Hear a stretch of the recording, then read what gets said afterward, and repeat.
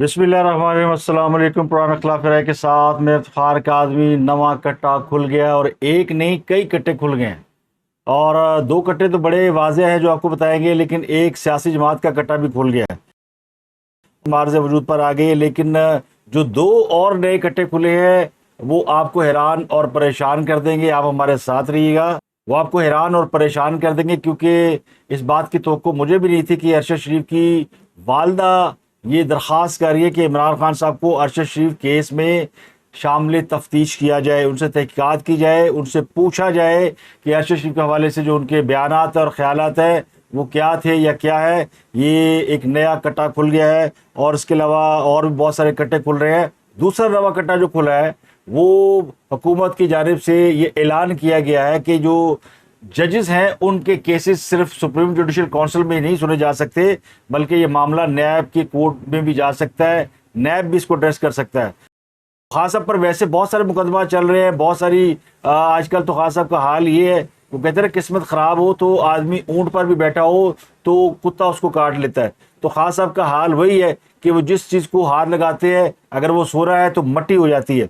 तो इसी तरह उनके हालात और वाक़यात ऐसे ही है। उनके करीबी साथी सब उनसे अलग होकर, जिनका 25-30 साल पुराना रिश्ता था, वो एक नई सियासी जमात की बुनियाद रख चुके हैं जिसका नाम है इस्तेहकाम पाकिस्तान। अब ये जमात जो है वो ज़ाहिर अपने नाम से ही लगता यूँ है कि ये इस्टेब्लिशमेंट की जमात है। उसकी वजह ये कि ये बड़े टिपिकल से नाम होते हैं, पाक सरजमीन पार्टी, इस्तेहकाम पाकिस्तान, मुल्की सालमियत, दिफा वतन, जिसमें जिसमें हुब्बुल वतनी नज़र आए। तो इस्तेहकाम पाकिस्तान का मतलब ये है कि पाकिस्तान को स्टेबल करना।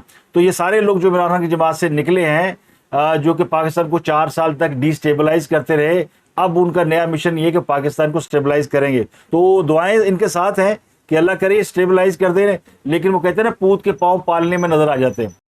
फवाद चौधरी जो है वो भी मौजूद थे इस प्रेस कॉन्फ्रेंस में, जो कि आज इस्तेहकाम पाकिस्तान की लॉन्चिंग पे रखी गई थी। लेकिन वो पब्लिक में बैठे मुंह छुपा रहे थे, वो किसी से आंख नहीं मिला रहे थे, वो मेन स्टेज पर नहीं बैठे और बैकफुट पे रहे। तो कहीं उनके दिल में कोई परेशानी, कोई पछतावा या कोई एहसास ज़रूर मौजूद था जिसका वो इजहार नहीं कर पा रहे थे।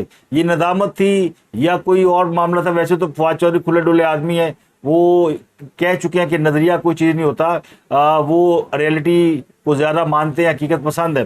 तो आज की हकीकत ये है कि पीटीआई जो है उसके ऊपर बहुत ज़्यादा एलिगेशन है और उनका बचना बकौल उनके अपने हमायतियों के कोई मौज़ा ही हो सकता है। तो ये कुछ अहम खबरें हैं। इसके अलावा खबर ये है कि खुदेजा शाह को काउंसलर रिसाई दे दी गई है। जना हाउस पर हमला केस की जो मरकजी मुलजमा है उनमें खदीजा शाह का नाम शामिल है, साबिक आर्मी चीफ आसफ नवाज जजुआ की नवासी और सुलेमान शाह की वो बेटी हैं, जो कि बड़े मारूफ किस्म के फाइनेंशियल एक्सपर्ट हैं, वजीर ख़जाना रहे हैं। उन तक रसाई दे दी गई है कि अमेरिकन कौंसल खाना जाके उनसे उनकी खैरियत दरियाफ्त कर सकता है। ये वो खातून है जिनके बारे में ये अफवाहें भी उड़ाई गई थी कि जेल में उनके साथ मुबैना तौर पर कुछ ज्यादती की गई है। तो अमेरिकन हुकाम इस पर फिक्रमंद है, क्योंकि खदीजा शाह अमेरिकन सिटीज़न है। अब ये देखें पाकिस्तान में कितनी बड़ी हकीकत है कि सबी इब्राहिम की रिहाई हो गई, लेकिन इमरान रियाज की नहीं हुई। खुदैजा शाह को जो है कौंसलर रसाई मिल गई, लेकिन इमरान रियाज को नहीं मिली। तो ये है अमेरिकी पासपोर्ट का फ़र्क। पाकिस्तानी पासपोर्ट की इज्जत जो है वो पाकिस्तान में नहीं होती, लेकिन अमेरिकी पासपोर्ट की इज्जत पूरी दुनिया में होती है। और अमेरिकी अपने पासपोर्ट होल्डर के पीछे किस तरह जाते हैं, किस तरह उसको परसू करते हैं, ये उसकी वाज़ेह मिसाल है। समी इब्राहिम को गिरफ्तार किया गया तो उनकी अहलिया ने शोर मचाया, वो भी अमेरिकन पासपोर्ट होल्डर है। खुद समी इब्राहिम अमेरिकी नेशनलिटी रखते हैं, तो उनकी रिहाई हो गई। शहबाज गुल पर कितने केसेस है पाकिस्तान के अंदर, लेकिन उनको बहरहाल मक्खन में से बाल की तरह निकाल के अमेरिका ले जाया गया, अब वो वहीं पे होकर रह गए हैं। तो इस तरह मोहित पीरज़ादा, तो बेशुमार लोग हैं जिनके पास बैरून मुल्क की नेशनलिटी है और पाकिस्तान में उनके पास अगर पाकिस्तानी पासपोर्ट होता सिर्फ अकेला, तो फिर उनका वही हाल होता जो आजकल उन लोगों का हो रहा है, जो उनकी पहले गिरफ्तारी होती है, फिर हाई के ऑर्डर आते हैं, फिर गिरफ्तारी हो जाती है और उनको पुलिस डंडा डोली करके उठा ले जाती है। उनके लिए कोई माफ़ी नहीं है। तो पाकिस्तान में माफ़ी के लिए या तो आपका बहुत बड़ा ताकतवर होना ज़रूरी है, या फिर आपके पास कोई बैरून मुल्क का पासपोर्ट होना ज़रूरी है। ये बात जो है पाकिस्तानियों को समझ में आ गई होगी या आ जाएगी। तो तहरीक इंसाफ के अंदर तो माशाल्लाह ऐसे लोगों की तादाद बेतहाशा है। खुद खास साहब की जब कबीना थी तो उसमें अमेरिकन पासपोर्ट होल्डर की तादाद कोई 40% थी। मोहित यूसुफ हो, जुल्फी बुखारी हो, तो बेशुमार लोग, यू नेम एनी वन, जिनके नाम थे जो अब आपको कहीं नज़र भी नहीं आते, क्योंकि उनके पास पासपोर्ट है, उनको ना कोई एयरपोर्ट रोकेगा, चाहे उनका नाम ईसीएल में हो, पीसीएल में हो, स्टॉप लिस्ट में हो, नो फ्लाई लिस्ट में हो, वो जहाज़ में बैठेंगे और वो गए। इसके अलावा एक और खबर है, सुप्रीम कोर्ट में एक पिटिशनर थे, उनका नाम रियाज हनीफ राही राही है। ये उस किस्म के वकील है जो हर केस के खिलाफ दरख्वास्त दायर कर देते हैं। होता है ना कि वो कुछ वकील ऐसे होते हैं हर इशू के ऊपर वो दरख्वास्त डाल देते हैं, तो ये उनमें से एक है। इनके बारे में इतलात ये कि लापता हो गया, वैसे पहले भी कई दफ़ा हुए हैं, ये खुद ही दाएं बाएं हो जाते हैं और फिर यानी अपने केस को अहमियत देने के लिए कि देखिए फलां केस में ये पटिशनर थे और इनको उठा लिया गया, या ये लापता हो गए, और फिर ये बरामद भी हो जाते हैं। तो अब भी कुछ ऐसा ही लगता है, क्योंकि अदालतें तो ये केस सुन नहीं रही। अदालतों ने आज वो इतना बड़ा केस नहीं सुना जी, जो जिसकी 8 रुकनी बेंच ने समाअत करनी थी। यही रिव्यू केस जो सुप्रीम कोर्ट रिव्यू एक्ट है, उस केस में एक जज साहब बीमार पड़ गए, शायद वही जस्टिस शायद वही, तो वो केस की समाअत ही जो है वो मुलतवी होगी। तो यहाँ ये आलम है, हालांकि एक जज के बीमार होने से केस की समाअत का मुलतवी होना नहीं बनता था। तहरीक इंसाफ का अब चूंकि पूरा जोर है, आगे इनको अदालतें, कचहरियाँ और जेलें नज़र आ रही हैं, तो अब खासम जो है उसलिए इनका ज़्यादातर फोकस ये है कि वकीलों के साथ अपना राब्ता जोड़ के रखा जाए। तो अब उन्होंने अपनी कोर कमेटी में 2 बाकायदा एक नामवर वकील शामिल कर लिए हैं। एक शोएब शाहीन है जो इस्लामाबाद हाई कोर्ट बार के सदर भी रहे हैं, और आजकल शायद वो उन 2-3 लोगों में से हैं जो कि मीडिया पर बैठ के इनकी वकालत कर रहे हैं। और बेचारे सही गलत सच जो भी है, चूँकि वकील है, वकील अगर फांसी के मुलजम का भी वकील हो, यानी कत्ल के मुलजम का भी वकील हो, तो उसने दलाइल यही देने के कत्ल जो है वो इस मुलजम ने नहीं किया, या कत्ल उसने अपने दिफा में किया, क्योंकि उसे बचाना है। तो शोएब शाहीन जो है वो ऐसे ही अपने मुद्दई के वकील है जिनके ऊपर इल्ज़ामात जो है वो साबित शुदा है, तयशुदा है, लेकिन वो बेचारे डिफेंड कर लेते हैं, तो उनको कोर कमेटी में शामिल किया गया है। दूसरे बैरिस्टर अली बुखारी हैं, इनको भी शामिल किया गया है। हाँ, सबके जो नामी ग्रामी वकील हैं वो तो सज्जे खब्बे, दाएं बाएं, लेफ्ट राइट, बाबर रवान जैसे वो निकल चुके हैं। वज़ीर आला बलूचिस्तान इस पूरी सियासी सूरत हाल में अलग से एक राग अलाप रहे हैं, नाराज हैं अब्दुल कुद्दूस बजिंजो, क्योंकि इस्टेब्लिशमेंट जब भी कोई सेटअप बनाती है, कोई तब्दीली लाती है, तो सबसे पहले इसका आगाज़ बलूचिस्तान से होता है। अगर आप 2013 देखें, 2017 देखें, 2018 देखें, या उससे भी पहले देखें, तो हमेशा पहले तब्दीली बलूचिस्तान में आती है। लेकिन इस बार जो है बलूचिस्तान में किसी को शायद इस्टेब्लिशमेंट मुँह नहीं लगा रही, या इस्टेब्लिशमेंट को पंजाब के अंदर बहुत सारे लोग मिले, बलूचिस्तान में ऐसे लोगों की जरूरत नहीं रही। तो एक बाप पार्टी बनी थी, बाप बलूचिस्तान अवामी पार्टी, जिसने ये पार्टी इस मकसद के तहत बनाई गई थी कि नवाज शरीफ जो है वो सेनेट में अक्सरियत हासिल ना कर सके, और बलूचिस्तान में नवाज शरीफ की जो हुकूमत थी नून लीग की, वो इस जमात के जरिए गिराई गई थी। ये भी एक यानी वक्त की देखे सितम ज़रीफ़ी कि कल जिनको ये गिराते थे आज उन्हीं को सर पे बिठाते हैं। तो कल तक बाप की ज़रूरत थी, बाप पार्टी बनाई गई, और फिर सेनेट में भी जो कुछ हुआ और जो वहाँ बलूचिस्तान में हुआ, एक अब्दुल कुद्दूस बजिंजो उस पूरे सेटअप का हिस्सा है। अब कोई मुंह नहीं लगा रहा, नाराज़ होकर बैठे हुए हैं जी। मैं पहले उन्होंने एक वजीर को निकाल दिया कि उसने वो कौमी इत्तेहादी जो कमेटी का इजलास होता है उसमें कुछ शिरकत की, मिनिस्टर को ही निकाल दिया। अब उन्होंने आज ऐलान किया जी कल वो जो बजट पेश किया जा रहा है जुमे के रोज़, उसमें उसका वो बाइकाट करेंगे। उनकी सारी तो यानी एफर्ट को अगर आप देखें तो वो सिर्फ ये कि जनाब मैंने नोट वहाँ मेरा मूड बने, या पलट तेरा ध्यान किधर है, या हम भी पड़े हैं राहों में। तो जिन लोगों को अभी मुंह नहीं लगाया जा रहा ना, वो बड़े बेचैन हो रहे हैं, क्योंकि पहले तो साड़ी वारी होती थी, अब पंजाब के अंदर इनको एक धड़ा मिल गया है बड़ा मजबूत किस्म का, जिसमें लाइन लगी हुई है। तो अली मोहम्मद खान भी उसी तरह रिहा हुए, फिर गिरफ्तार हो गए, उनको फिर उठा के ले गए। तो ये कुछ आम खबरें हैं जो कि आपके साथ शेयर की हैं, लेकिन जो असल बड़ी खबरें हैं वो 2 हैं। एक तो नई पार्टी जो बन गई और नए कट्टे जो खुल रहे हैं। अब जो पहला नया कट्टा खुला है वो खुला है अरशद शरीफ केस के अंदर। अरशद शरीफ की वालदा ने दरख्वास्त की है सुप्रीम कोर्ट में कि जनाब 5 लोगों को शामिल तफ्तीश किया जाए, उनको बुलाया जाए, उनसे पूछा जाए, क्योंकि इन 5 लोगों ने अरशद शरीफ के हवाले से बहुत स्टेटमेंट दिए थे कि फ़लाँ ने इसको मारा, इसका ये हुआ, और उसने फ़लाँ को फ़लाँ चीज़ बताई। JIT जो तहक़ीक़ात कर रही है और उसके बारे में अभी तक उनकी फैमिली को आगाह नहीं किया गया, यानी अरशद शरीफ की वालदा को ये नहीं बताया गया कि JIT ने किस किस से तफ्तीश की है और क्या पूछा है। अब ये तो जाहिर है कि JIT ने इन 5 लोगों से, जिनके अभी आज उनकी वालदा ने नाम दिया है, इनसे कोई तफ्तीश नहीं की। क्योंकि इनसे तफ्तीश की होती तो इनके बयान जो है वो ऑन रिकॉर्ड होते। तो ये तो खुद अपनी जान बचाने के लिए भागे फिरे, ये जीआईटी के सामने क्या पेश हो गए, ये अपने मुकदमा में पेश नहीं हो रहे। तो सुप्रीम कोर्ट में जेर समाअत केस के दौरान जो आज खुद नोटिस केस है उसमें अरशद शरीफ की वालदा ने दरख्वास्त जमा कराई है। तो उन्होंने कहा पहले पाकिस्तान में तहकीकात मुकम्मल करें, और रिकॉर्ड पर है कि बहुत से लोग कत्ल और इसकी साजिश के हवाले से दावे कर रहे हैं, उन्हें शामिल तफ्तीश किया जाए। हमें तो जीआईटी ने कुछ नहीं बताया, हमें अंधेरे में रखा गया है। तो तहरीक इंसाफ के चेयरमैन इमरान खान, फैसल वाडा, एयरवाई के मालिक सुलेमान इकबाल, मुराद सईद और सहाफ़ी इमरान रियाज, ये वो 5 लोग हैं जिन्होंने अरशद शरीफ के हवाले से बहुत ही खौफनाक किस्म के इंकशाफात किए थे। और इन तमाम लोगों ने ये इल्ज़ाम पाकिस्तानी इस्टेब्लिशमेंट या पाकिस्तान की एजेंसियों पर लगाया था। तो इसलिए अब उसकी वालदा कह रही है कि इनको जीआईटी इंटेरोगेट करे, इनसे पूछे, इनके बयानात की हकीकत जाने, और इनसे पूछ के जो भी एविडेंस है वो कलेक्ट किए जाएँ। और ये सुप्रीम कोर्ट जीआईटी को हदायत करे, जीआईटी के सरबराह को, कि वो इनके लाजमी इनसे बात करे और इनसे सबूत हासिल करे। अब सबूत में जाहिर है एक वो मरहूम अरशद शरीफ का एक लैपटॉप, मोबाइल फ़ोन, ये सब चीज़ें जो है पहले ये मुराद सईद की कस्टडी में थे, दावा किया जा रहा था कि उनके पास है, फिर किसी और के पास है, जो इसके पास भी है। तो ये अभी तक जो है ना बरामद नहीं किए गए। लैपटॉप उनका खासा अहमियत का हामिल है, वो पाकिस्तान जाने से कबल मुराद सईद को सौंप कर गए थे। फिर जहाँ उनका मर्डर हुआ वहाँ से भी उनकी जो बहुत सारी चीज़ें हैं वो भी दाएं बाएं लेफ्ट राइट होगी, वो भी इन लोगों तक पहुँचाएगी। तो ये एक नया कट्टा खुला है।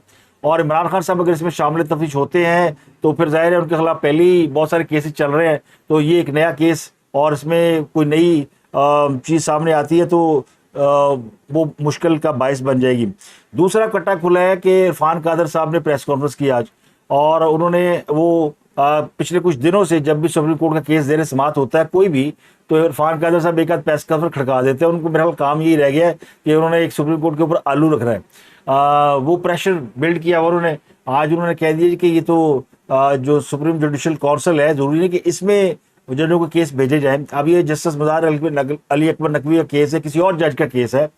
और ये कहते हैं कि देखिए जिन जजों के ऊपर इल्ज़ाम है सुप्रीम कोर्ट खुद ही उसके ऊपर कमेटी बना के बैठ गई, तो उनका फैसला कौन करेगा?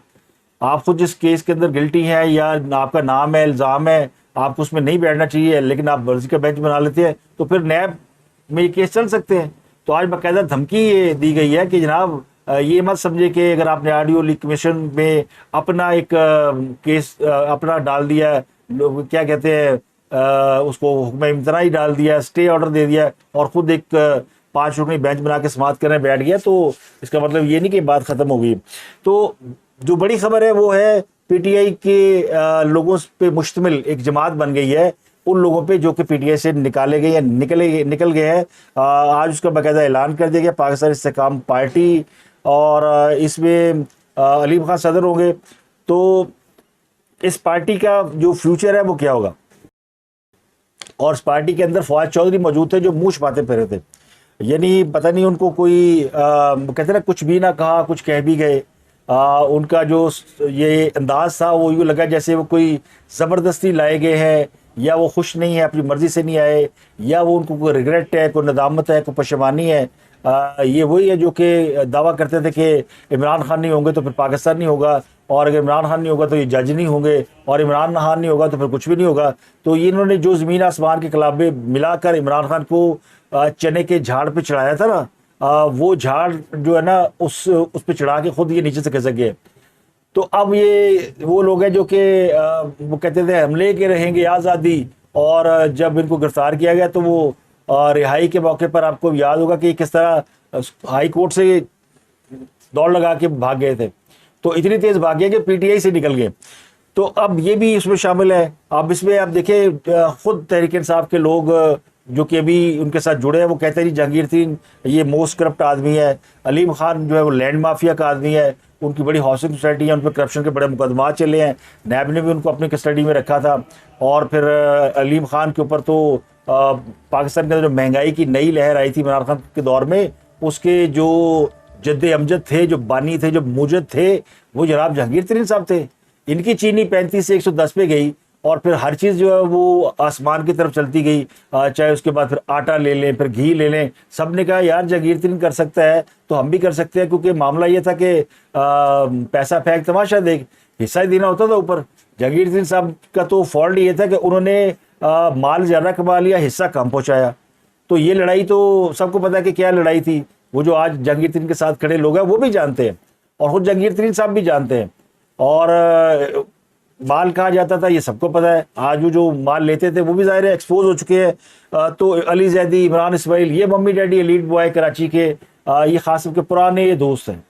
और आमिर कियानी टाइप, ये वो मटेरियल नहीं है कि जो कि बेचारा डंडे खाए मारे खाए, ये माल शल कमाने के लिए आए थे और ये कमाते रहे। तो अभी वो बड़ा एक हिस्सा ये अब ड्राई क्लीनिंग के बाद जिस तरह पाक सरजमीन पार्टी बन गई थी, मुस्लिम लीग काफ बनी थी, उस तरह तरीके से इस्तेकाम पाकिस्तान बन गई। लेकिन हमारी नेक दुआ इनके साथ है, इसलिए साथ है कि अगर देर आए दुरुस्त आए, अगर कोई भी शख्स अपनी गुनाहों से तौबा करके, तौबा ताइब होके, अगर वो सच्चे दिल से समझता है कि पाकिस्तान की खिदमत करनी चाहिए तो ठीक है। लेकिन अगर इन्होंने आके लूट ही मचानी है, करप्शन ही करनी है, तो फिर वो कहते हैं ना, इधर नाल उते वट्टे चंगे, वो कहते हैं पत्थर, वो पत्थर भले इनसे। अब इसमें एक दिलचस्प बात यह है कि आज अतात तरड़ साहब ने यह दावा किया कि जहांगीर तरीन से हमारे बड़े अच्छे ताल्लुकात हैं और इनके साथ इन फ्यूचर सीट एडजस्टमेंट की जाएगी। और पीपल पार्टी वो भी सीट एडजस्टमेंट कर रही है तरीन के साथ, मुस्लिम लीग नून भी कर रही है, मुस्लिम लीग नून काफ के साथ भी सीट एडजस्टमेंट कर रही है, काफ लीग पीपल पार्टी के साथ भी कर रही है। तो ये एक जो फ्यूचर की सियासत है वो में नज़र आ रही है कि तमाम सियासी जमातें एक दूसरे के साथ सीट एडजस्टमेंट करेंगी। अब ये चूंकि एक नेशनल गवर्नमेंट का फार्मूला है जिसके तहत मौजूदा हुकूमत काम कर रही है, जिसे जो पीडीएम कहलाती है, बदकिस्मती से वो नेशनल गवर्नमेंट के स्लोगन को वो पॉपुलर नहीं करा सके, वो आवाम को बता ही नहीं सके कि ये कौमी जमातों की हुकूमत है जिसे नेशनल गवर्नमेंट कहा जाता है। ये पीडीएम बना के बैठ के पाकिस्तान डेमोक्रेटिक मूवमेंट जमहूरियत का दुमछल्ला साल लगा लिया।